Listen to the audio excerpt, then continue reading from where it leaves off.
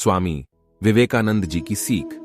स्वामी विवेकानंद जी का जन्म 12 जनवरी सन 1863 को कोलकाता में हुआ था। मात्र 39 साल की उम्र में 4 जुलाई 1902 को उन्होंने महासमाधि ले ली थी। आओ जानते हैं स्वामी विवेकानंद की हमेशा याद रखने वाली 4 सरल बातें जो दिलाएगी सफलता। नंबर 1, एकाग्रता। किसी भी कार्य में सफलता के लिए एकाग्रता जरूरी है। पढ़ने के लिए एकाग्रता का बहुत महत्व है, क्योंकि जब तक एकाग्रता नहीं है तब तक जो पढ़ा जा रहा है या जो पढ़ाया जा रहा है वह समझ में नहीं आ सकता। विवेकानंद एक बड़े विद्वान देवसेन के साथ ठहरे थे। उनके पास एक नई प्रकाशित पुस्तक थी। विवेकानंद ने कहा, क्या मैं इसे देख सकता हूं? देवसेन ने कहा, जरूर देख सकते हो, मैंने इसे बिल्कुल नहीं पढ़ा है, क्योंकि यह अभी ही प्रकाशित हुई है। कोई आधे घंटे बाद विवेकानंद ने पुस्तक लौटा दी। देवसेन को भरोसा ना हुआ। इतनी बड़ी पुस्तक पढ़ने के लिए तो कम से कम 1 सप्ताह चाहिए। उसने कहा, क्या आपने सच में पूरा पढ़ लिया इसे, या यूं ही इधर उधर निगाह डाल ली? विवेकानंद ने कहा, मैंने इसे भलीभांति पढ़ लिया। देवसेन ने कहा, मैं विश्वास नहीं कर सकता, मुझे पढ़ने दें और फिर मैं आपसे पुस्तक के संबंध में कुछ प्रश्न पूछूंगा। देवसेन ने 7 दिन तक पुस्तक पढ़ी और फिर उसने कुछ प्रश्न पूछे, जिसका विवेकानंद ने एकदम सही उत्तर दिया। देवसेन को आश्चर्य हुआ। उन्होंने अपने संस्मरणों में लिखा, मेरे लिए असंभव थी यह बात, और मैंने पूछा कि कैसे संभव हुआ यह।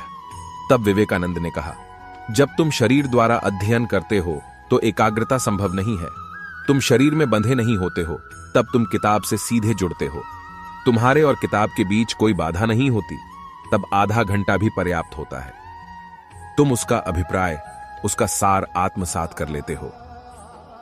नंबर 2, निर्भय बनो। एक बार की बात है, स्वामी विवेकानंद बनारस में मां दुर्गा के मंदिर से लौट रहे थे। तभी रास्ते में बंदरों के एक झुंड ने उन्हें घेर लिया। स्वामी जी के हाथ में प्रसाद थी, जिसे बंदर छीनने का प्रयास कर रहे थे। स्वामी जी बंदरों द्वारा इस तरह से अचानक घेरे जाने और झपट्टा मारने के कारण भयभीत होकर भागने लगे। बंदर भी उनके पीछे भागने लगे। बंदरों ने उनका पीछा नहीं छोड़ा। तभी पास खड़े एक बुजुर्ग सन्यासी ने हंसते हुए विवेकानंद से कहा, रुको, डरो मत, उनका सामना करो और देखो क्या होता है। तुम जितना भागोगे वे तुम्हें उतना भगाएंगे। सन्यासी की बात मानकर वह फौरन पलटे और बंदरों की तरफ दृढ़ता से बढ़ने लगे। यह देखकर बंदर भयभीत होकर सभी एक एक कर वहां से भागने लगे। इस घटना से स्वामी जी को एक गंभीर सीख मिली। अगर तुम किसी चीज से डर गए हो तो उससे भागो मत, पलटो और सामना करो। नंबर 3, संदेह और जिज्ञासा। स्वामी विवेकानंद मानते थे कि किसी भी बात को जानने और समझने के लिए मन में जिज्ञासा और संदेह होना जरूरी। संदेह से ही प्रश्न उत्पन्न होते हैं और जिज्ञासा से ही उत्तरों की खोज प्रारंभ होती है। कहते हैं कि स्वामी जी जैसे जैसे बड़े होते गए, सभी धर्म और दर्शनों के प्रति अविश्वास से भर गए। संदेहवादी, उलझन और प्रतिवाद के चलते किसी भी विचारधारा में विश्वास नहीं किया और वे नास्तिकता की राह पर चल पड़े थे। अपनी जिज्ञासाएं शांत करने के लिए ब्रह्म समाज के अलावा कई साधु संतों के पास भटकने के बाद अंततः वे रामकृष्ण परमहंस की शरण में गए। रामकृष्ण के रहस्यमय व्यक्तित्व ने उन्हें प्रभावित किया, जिससे उनका जीवन बदल गया।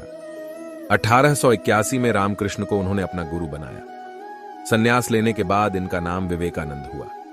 नंबर 4, रुको मत, चलते चलो। एक बार की बात है कि स्वामी विवेकानंद हिमालय की यात्रा कर रहे थे। तभी वहां उन्होंने एक वृद्ध को देखा जो बिना कोई आशा लिए अपने पैरों की तरफ देख रहा था और आगे जाने वाले रास्ते की तरफ देख रहा था। उस वृद्ध ने स्वामी जी को देखकर कहा कि हे महोदय, इस लंबी और कठिन दूरी को कैसे पार किया जाए?